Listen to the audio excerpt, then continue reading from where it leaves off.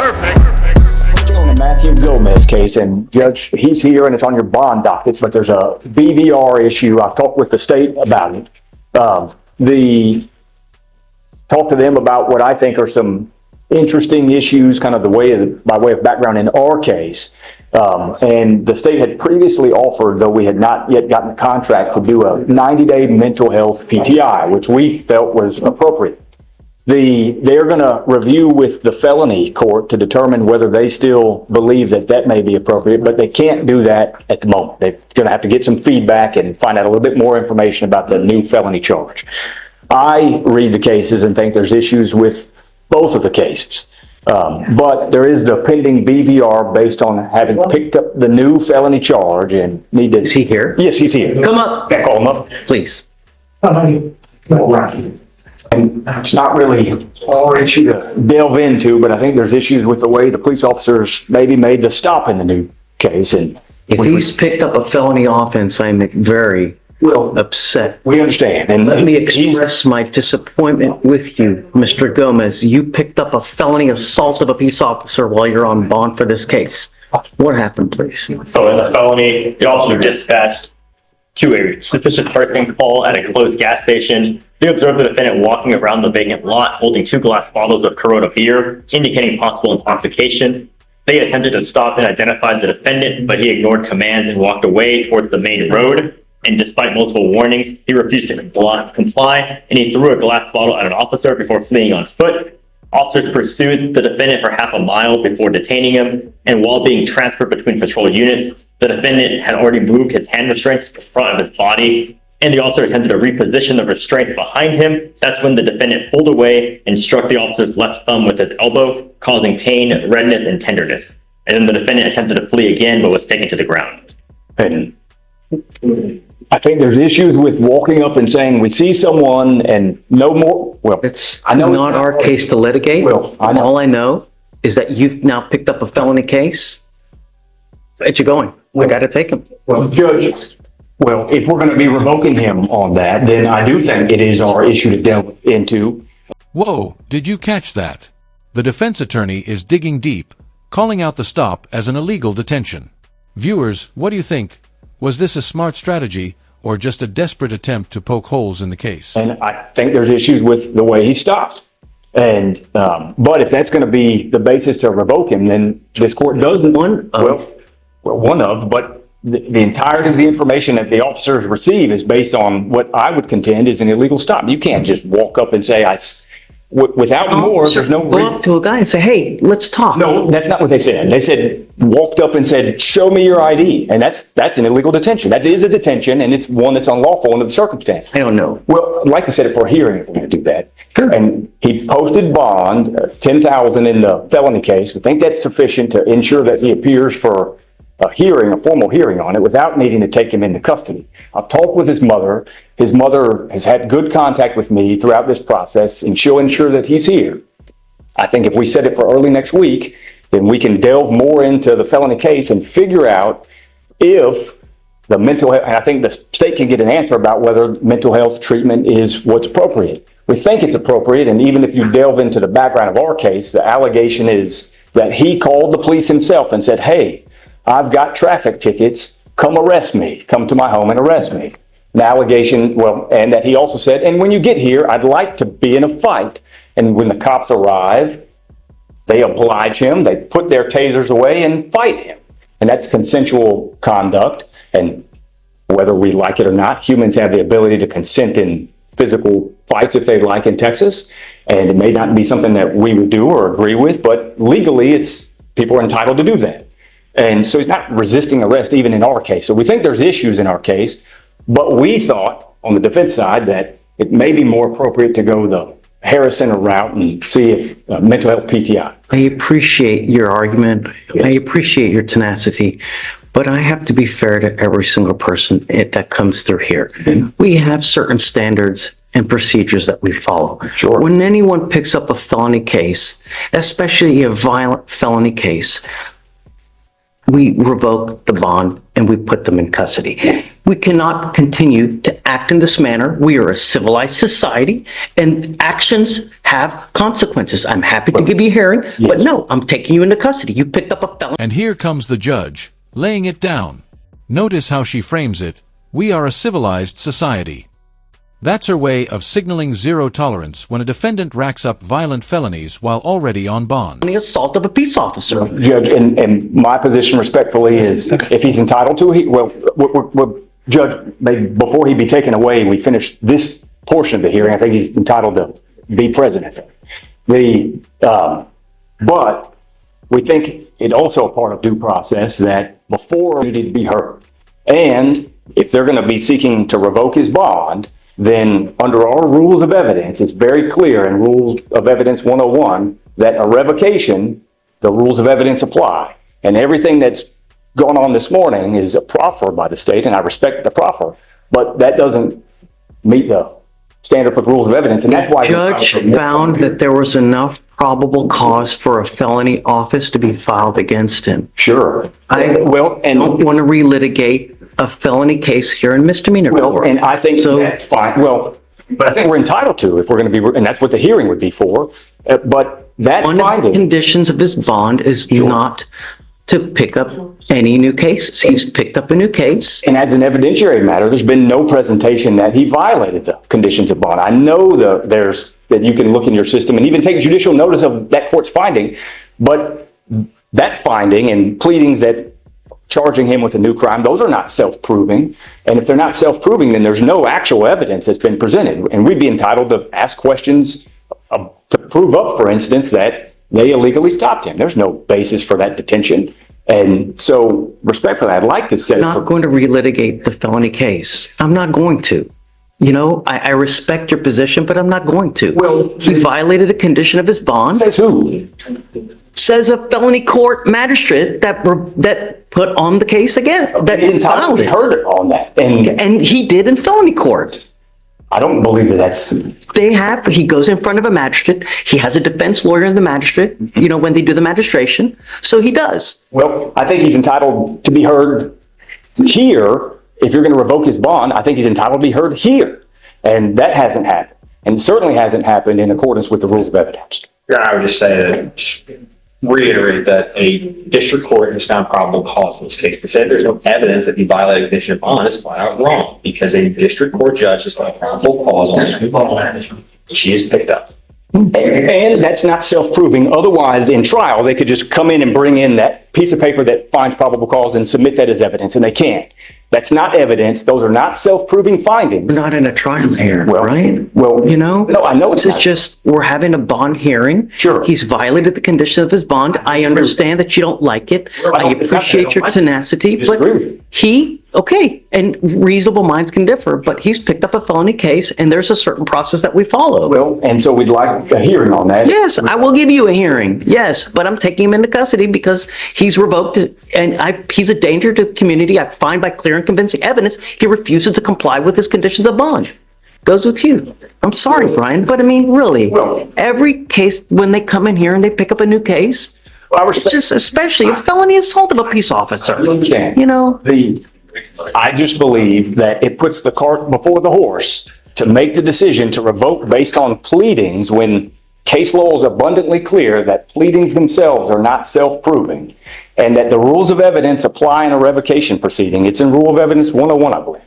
And nothing that has taken place this morning has been in accordance with the rules of evidence. I understand the court's, I understand that as a historical matter, folks come in and proffer information and I proffer information and we don't do it from an evidentiary standpoint. And that may be what the hearing would serve to accomplish.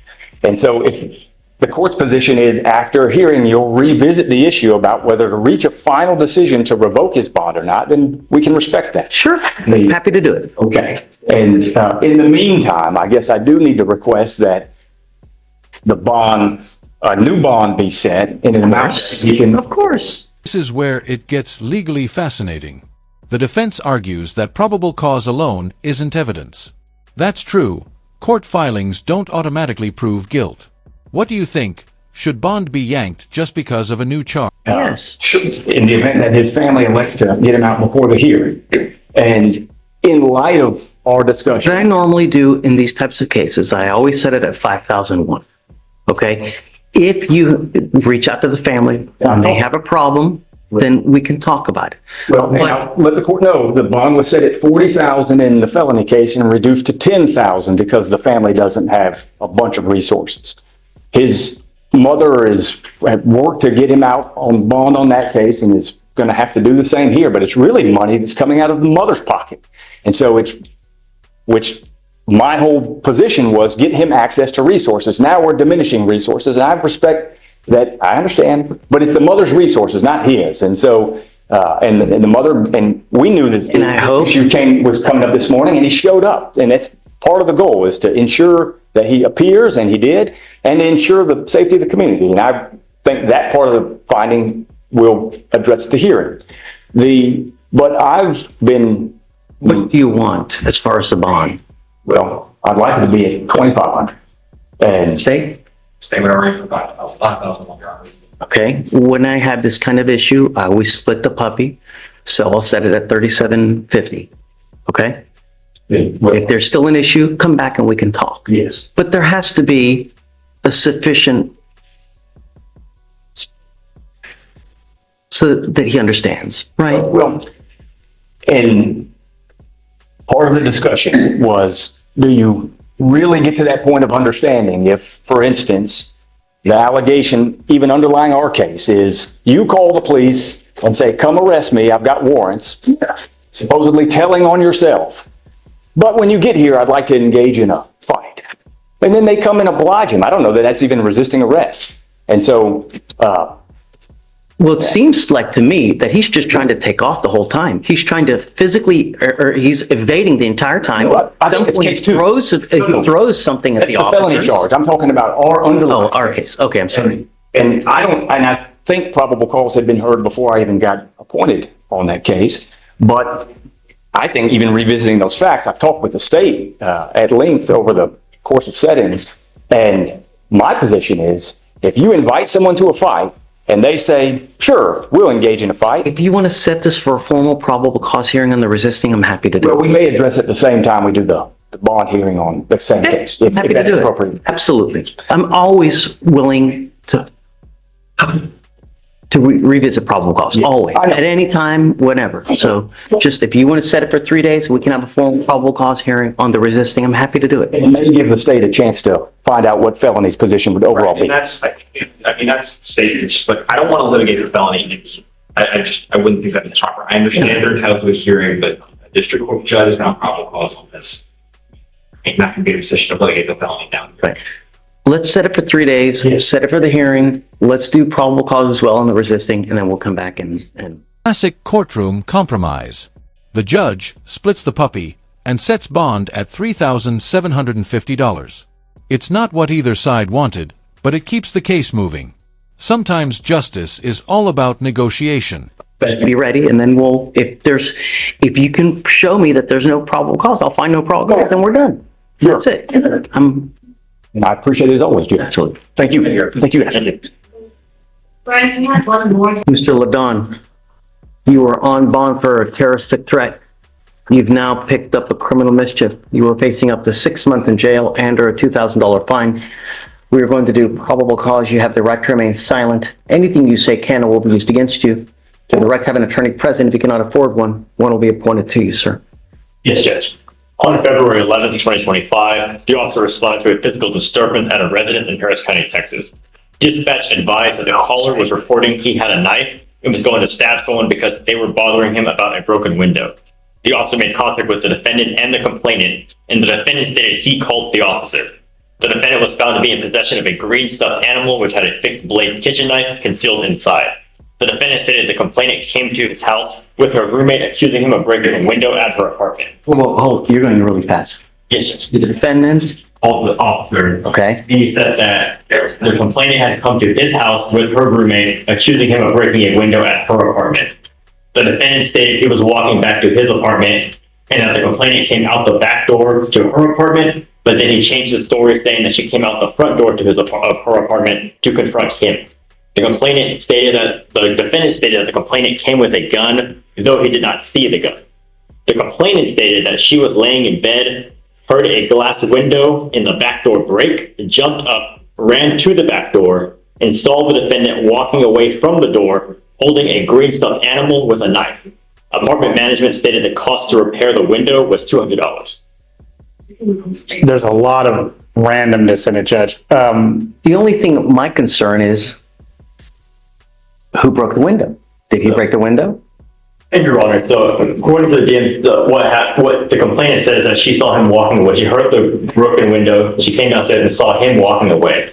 And then that's what we have in the DMs. And then I spoke with her yesterday as well. She repeated the same thing, that he was the only one there when the window was broken.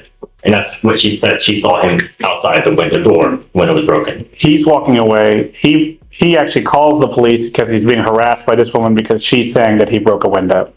And I don't think there's any listed physical evidence like glass on him or anything, or in the whatever stuffed animal. At what point did the cops come and did they arrest him on the spot?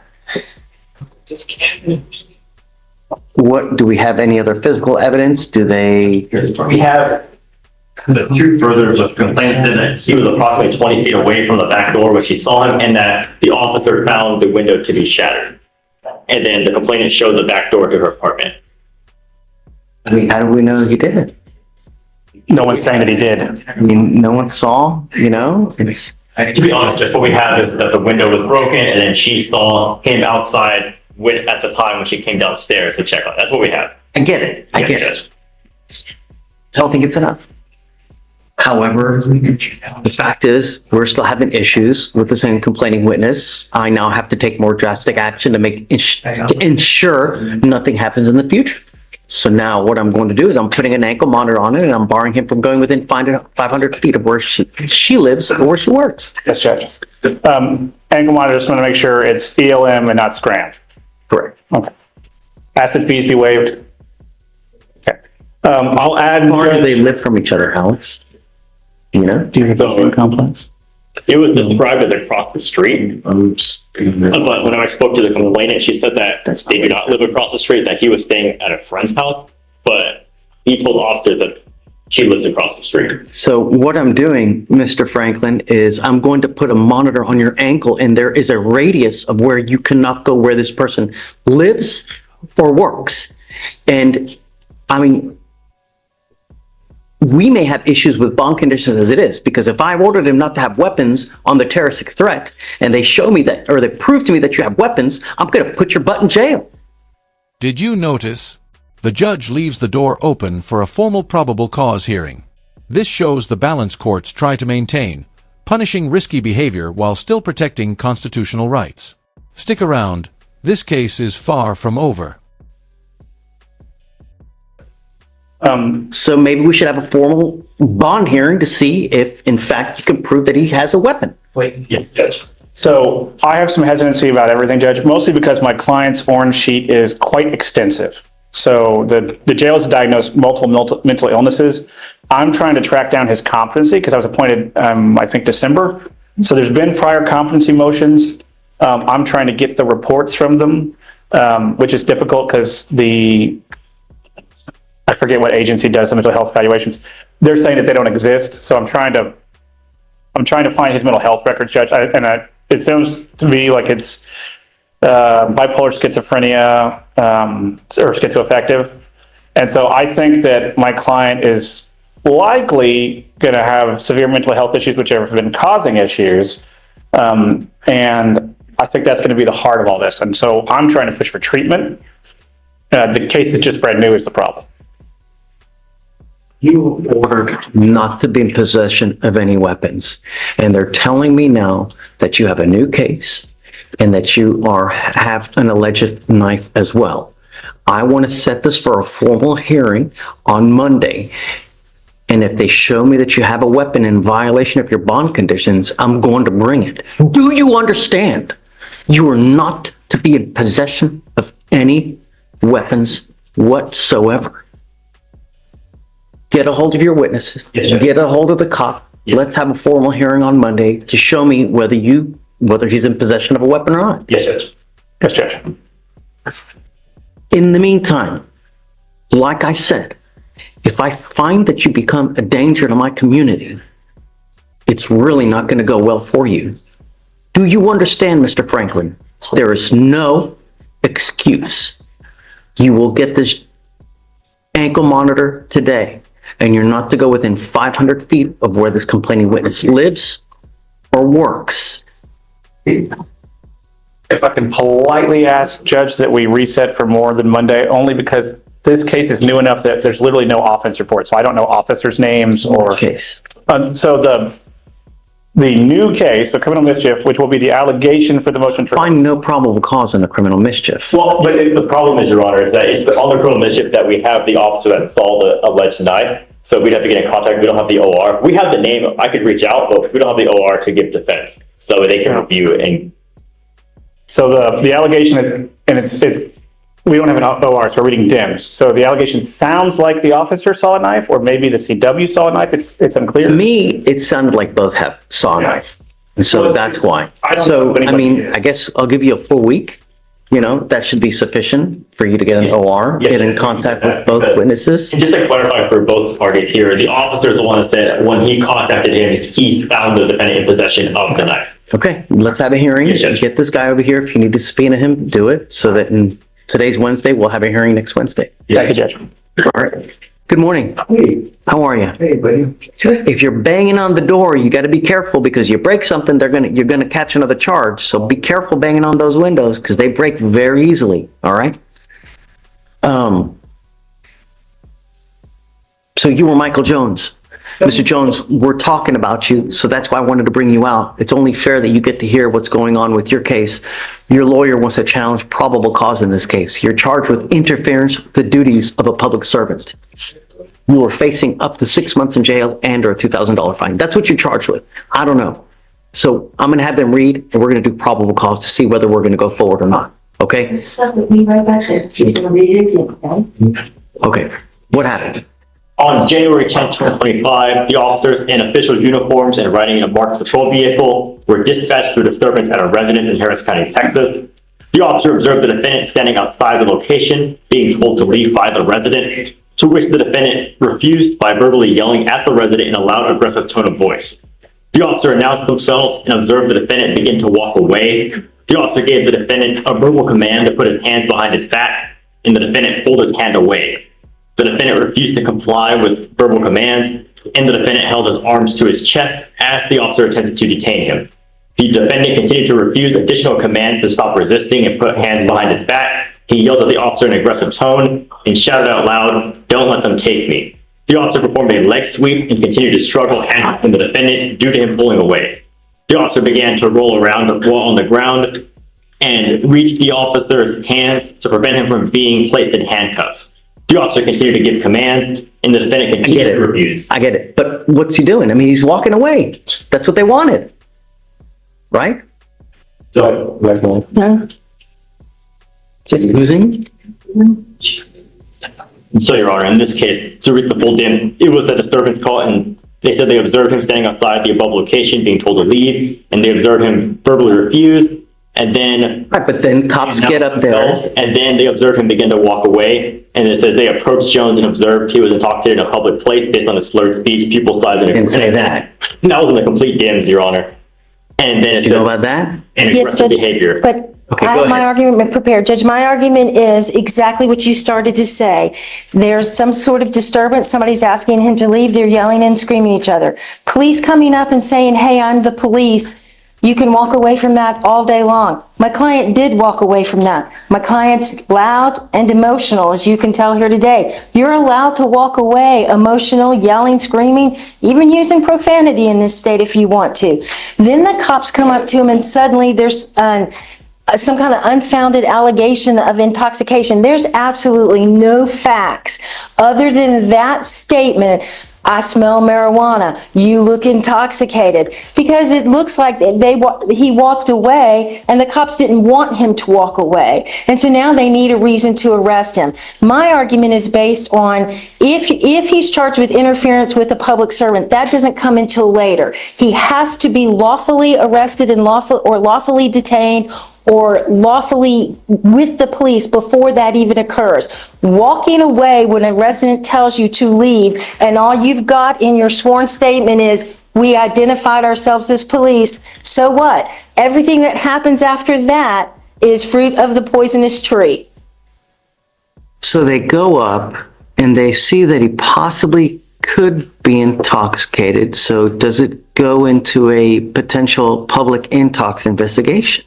If it does, they need to announce that. You can't just walk up to me and say, I'm the police, stop. We don't live in that kind of society. I'm the police, I need to investigate you, so therefore stop all day long. I'm the police, we're investigating, I need you to step aside, sir, so I can investigate this matter all day long. But hey, So- I'm the popo. So the reasonable suspicion we have is they begin to investigate what? So A criminal trespass. they're called as a disturbance, and they saw him yelling, being aggressive, and then as he walked away, that's when they saw. So signs. the trespass investigation ceases because he's leaving. Yes or no? It's not specified to be a trespass, Your Honor. It's specified just to be a disturbance. That's what it is. Okay, but it's a trespass that they're investigating a trespass, right? I mean, for all intents and purposes, isn't that what it is? Okay. The investigation begins as a trespass investigation because he's there. Homeowners asked him to leave. He's refused to leave. So cops come and he begins to leave. So at that point, all should have ceased. But the cops go up to try to. Yes.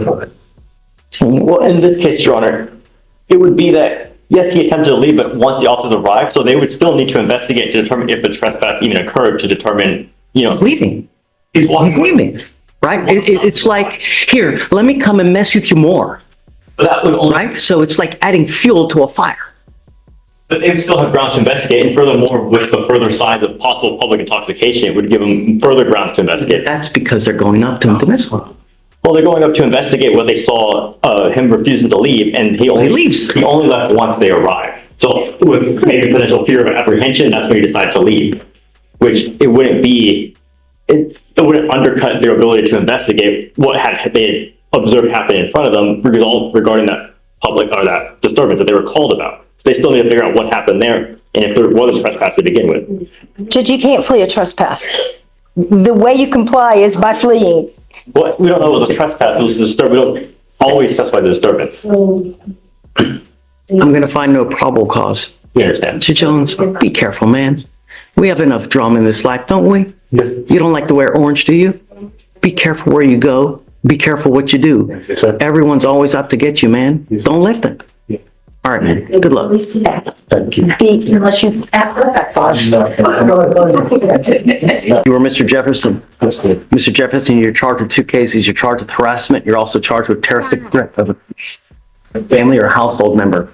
On the terroristic threat, you're facing up to a year in jail and or a $4,000 fine. On the harassment, you're facing up to 6 months in jail and or a $2,000 fine. We are going to do probable cause. You have the right to remain silent. Anything you say can or will be used against you. You have the right to have an attorney present. If you cannot afford one, one will be appointed to you, sir. Pause on which one, Your Honor. Are they one and the same? They're not out of the same transaction, Your Honor. Okay. I guess start on the harassment, which is the earlier one. Yes, Judge.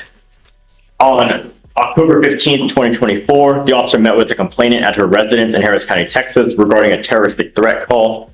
The complainant advised the defendant is her ex-boyfriend, who she was living with until April 2024, when she decided to move out.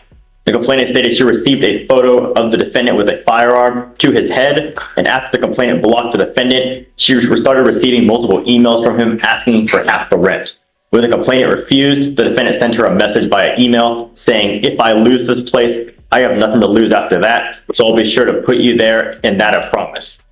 The complainant went to work and she advised the defendant was at her job and refused to leave despite her request and stayed outside in his motor vehicle.